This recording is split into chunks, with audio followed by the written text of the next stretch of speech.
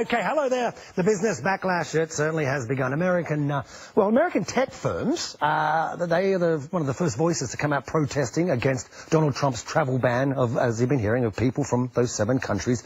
And amidst the global outcry, President Trump has defended his move, while certain parts of the ban have been eased. Let me just show you some of the let's say some of the business reactions so far. Let's start with Starbucks. It says it'll hire 10,000 refugees worldwide over the next 5 years, all in response, of course, to Trump's temporary travel ban.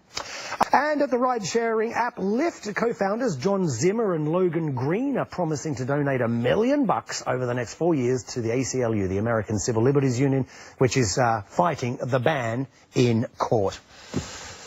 Well, let's get more on this. Chris Roebuck, a familiar face, who is the visiting professor of transformation and leadership at Cass Business School, joins us. Chris, always good to see you, mate. This has created business chaos. I can only imagine what we're hearing. It appears to have produced a little bit of consternation around the world, to use British understatement. I think the thing...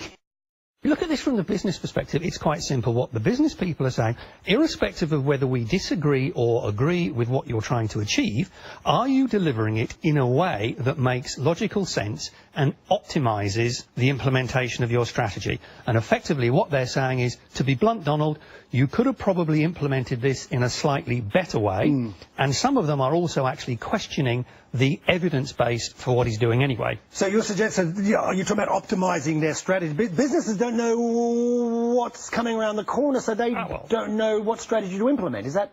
Yeah, well, that's part of the problem. I mean, first of all, they're questioning, is this the best way to do what you're trying to achieve? Secondly, is it an evidence-based deduction of what you should be doing anyway? Thirdly, if you're going to do this stuff, do it in a way that is consistent and predictable so we can plan, because we need to build confidence both in the US market and in the global markets.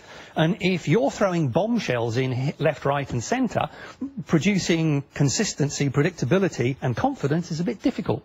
I'm just wondering, I mean, this would have an impact on companies' bottom line. I mean, because investors will be watching this very closely. Investors care how much cash these companies are churning out, or making, I should say. Yeah, well, if you look at it from the perspective of the chief executive and the board, you know, they have a plan to do X this month. Suddenly, bang, they've got a drama because they can't get some of their employees back or whatever, so they have to take attention away from what they were doing to discuss how they deal with this issue that's blown up. That distracts them. Anything that is distracting you in terms of time, resources, effort, whatever, from what you need to deliver from the implementation of your strategy is potentially, inevitably going to impact bottom line.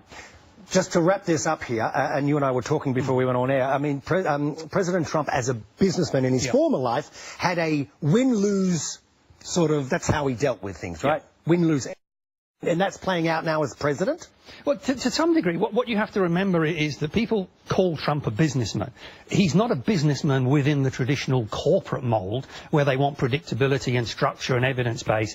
He has a tendency to operate as a self-made man who likes to control tightly, who likes to keep people guessing what's happening next, and therefore he throws bombshells in, he makes the critical decisions, and sometimes that confuses people. It's obviously confused a few people in the last few days. It certainly has. Chris, no doubt you and I will be speaking again about all this sort of stuff. Thank you, my friend. Thanks for coming on in. Chris Roebuck joining us there. Hey, stay with us on BBC World News. Still to come.